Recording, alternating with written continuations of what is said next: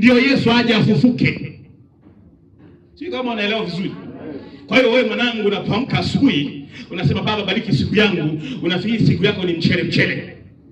Unafikiri eti aliyeshikilia siku yako ni babu Masakatonge wa pale Bukoba, amekaa yuko peke yake. Sio peke yake. Kuna mlolongo cheni kubwa. Kama vile unaposikia Biblia inasema ikitokea mtu akakopa upanga wa Yehu, basi waahirisha umuue. Na wachawi wako vile vile. Ndio maana ukimwondoa mchawi wa Bukoba, wa Sumbawanga na kuinda vile vile. Unajiuliza kwa nini wanaambatana? Sema kuambatana. Wanaambatana kwamba imekwaje yule light tuliyemwona, tuliyemloga awe kichaa leo mzima, atasema amepigwa aliyemloga. Atasema kazi yetu haitakiwi kufa. Endelezea wewe wa Sumbawanga. Ameishia wapi huyu? Aliishia ameenda kipimo cha kupima akili. Wewe anzia hapo. Yule jirani yako, mwambie wewe unawaza vita za kiroho ni mchele. Ndio maana maombi yako ya mchele. Yani unachambua. Kwa Yesu tunaombea ndo niache kwanza, usimani mwenyewe ananiumiza. Naombea ile unachambua. Lakini wenzako wakiwa wanaloga. Wewe unachambua. Mchele maombi yako ya kuchambua. Unajua kitu ambacho mimi nimejifunza hata hapa kanisani, nimekiona mara nyingi. Ili kanisa hili watu wao wana maombi, ni mpaka wasikie vita imeibuka mahali. Wiki kadhaa zilizopita hapa ikaibuka songo mbingu. Ile songo mbingu la ndoto na nini likawafanya watendakazi wote Jumamosi wakakesha hapa. Baada ya kuvunja wamelala. Yesu alipoangalia mji wa Yerusalemu akaulilia, akasema wakati wa amani yako, wakati unaona mambo yanaenda, wakati unaona watu wanajaa kwenye kanisa, wakati unaona maombi yanajibiwa, hapo ndiko adui yako alipokujengea boma. Yaani wakati unaona hali imekaa shwari hivi, ndio hatari kwenye ulimwengu leo kuliko wakati wa vita wenyewe. Nakwambia kweli. Ukiona mamka asubuhi, Bwana Yakobo umepata abiria wa 10,000. Ukageuka ukapata mwingine wa 7,000. Unajua kwenye ulimwengu leo ndio kuna vita kuliko ile siku uliyokosa kabisa. Yaani ile siku ulilala na 2,000, mpaka unasema bosi nitampa nini? Ile siku haina vita. Ila wewe kwa kuwa akili yako imekaa kimchele, ndio ile siku unavunja. Kila aliyekamata milango ya uchumi navunja. Kumbe pale ndio hakuna vita kabisa. Ila ile siku ulilala na 40,000 ile ndio vita iko kubwa sana kuliko unavyofikiri. Adui aliruhusu upate ili usiku usiombe. Ndio maana mtu mmoja anaomba usiku, Baba fire. Mungu anasema huyu nani anayeomba? Mwanangu Yoshua. Anasema nampenda Yoshua. Usiku tena mwingine rakapasa fire. Shetani anasema huyu, haya maombi atakuja kutufikia. Yaani wewe kuna maombi hujamfikia shetani bado. Ila kwa kadri unapozidi kuomba kila siku, unafananishwa na mtu anayechimba. Kwamba kila siku unapochimba mita zinazidi kwenda chini, ipo siku utafikia dini fulani mahali. Kwa unapoomba leo, ukaomba na wiki ijayo, shetani anajua hili mpaka uje unifikie kwa maombi haya itakuchukua miaka 20. Ila ukiomba kila siku shetani huyu ananifikia huyo. Shetani anasema sasa tuchole mchoro apate kabinti. Wakati wako wa maombi kale kadada ndo kanakupigia. Yoshua.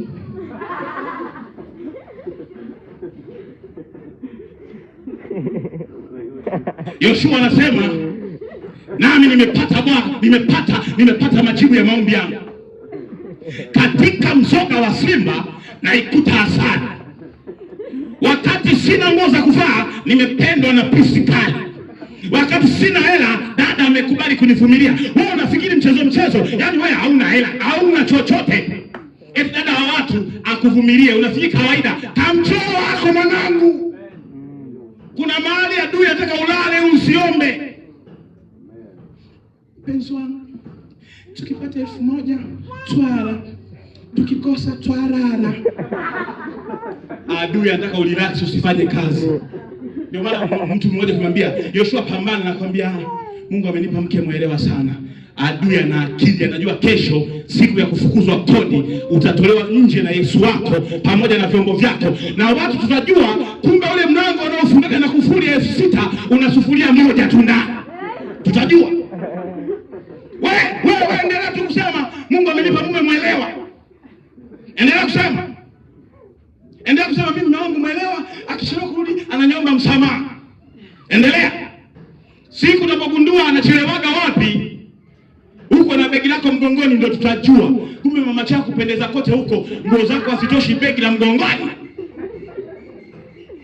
Utatoka na kalamu pale, watu tutajiuliza ni wewe au tumngoje mwingine.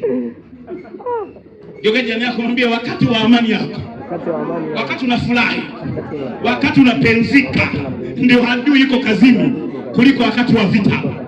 Nikwambie siri ambayo itakuchanganya kuliko unavyofikiria. Askari mzuri ni yule anayepigana kabla ya vita. Sio kama unaelewa vizuri. Askari mbaya ni yule anayepambana wakati wa vita. Kwa nini? Kwa sababu unapoanza leo, baba nimesikia usiku nimeota ndoto na kufa. Ujui unachoenda kupigana nacho kimejipangaje. Kwa hiyo unavamia tu.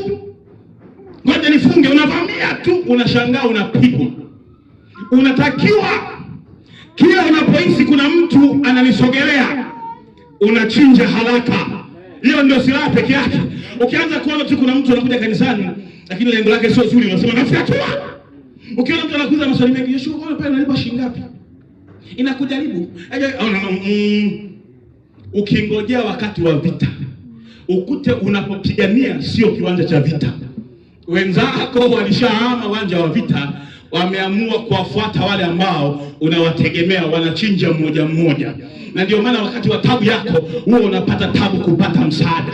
Kila unamwambia naomba 10,000 anakuambia ungeomba jana. Naomba 200,000 unaambia umechelewa ni ibada. Kwa nini? Wakati wewe wa amani yako unajifededa makitimoto, unajifededa masoda, adui alikuwa anawapiga wanaokutegemea, anawapiga wale wanaowategemea, anawashambulia. Anajua siku Coca-Cola ikiisha utataka na Pepsi. Ndio wakati wa tabu yako inapoanzia na unapoanza kununa kwamba ndugu hawanisaidii, ndugu wangu pamoja na mimi. Kumbe wakati unakula ulisahau kuomba kwa ajili ya kesho yako. Nataka weke maombi kwa ajili ya miaka 10 ijayo. Nataka weke maombi kwa ajili ya miaka 6 ijayo. Nataka weke maombi kwa ajili rikapasokoto ya matapaya.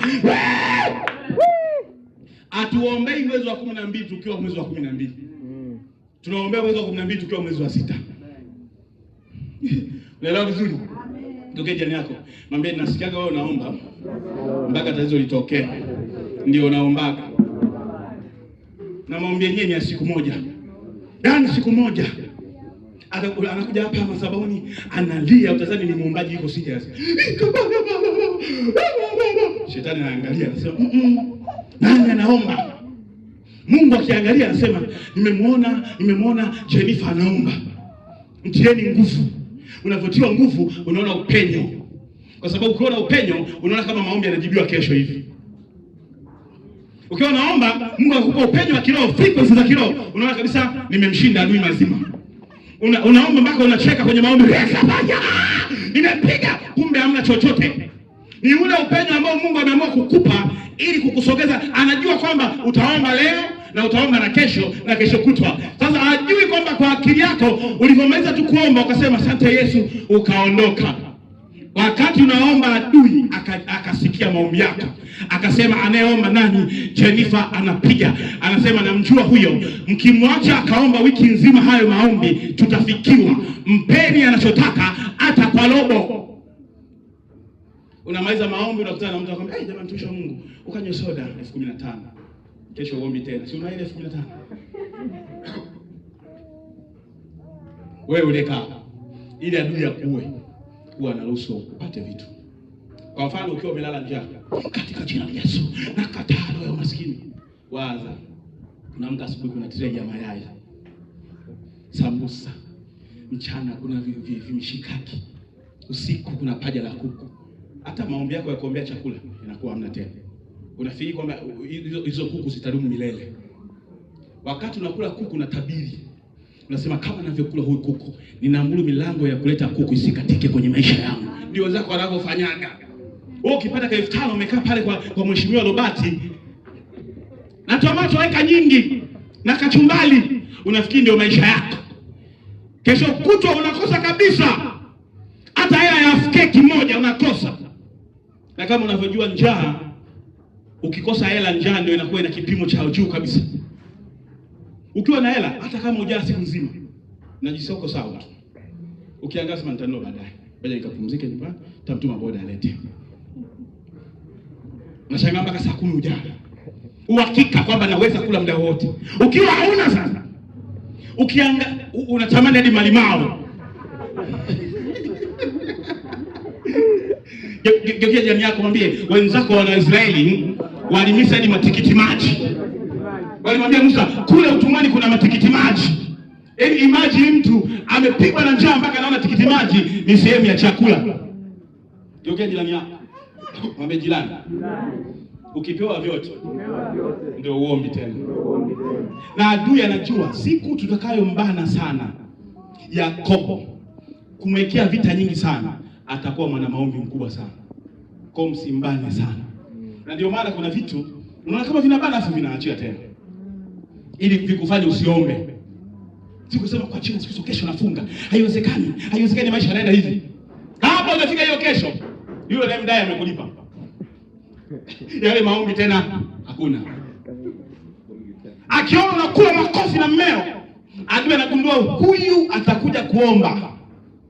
Unashangaa yule baba anarudi, mke wangu funika macho. Unashangaa wiki nzima vipipi, vichokoleti, kigauni, kawigi. Unashangaa baba akakutwa na nini? Adui alikuwa anajua kwenye hiyo wiki unaopokea zawadi ungefanikiwa kuomba, ungepata vikubwa zaidi ya hivyo. Kwa hiyo anakuzugazuga ili hiyo wiki yote ulale, wiki nayo kuja shughuli iko pale pale. Ndio maana mtu kibuza mume wako ipoje akwambia tabiriki, yani kuna mwezi anakaa kabisa tunabusuana kabisa vizuri, kuna mwezi anacharuka kwa ile. Hivyo ilivyo.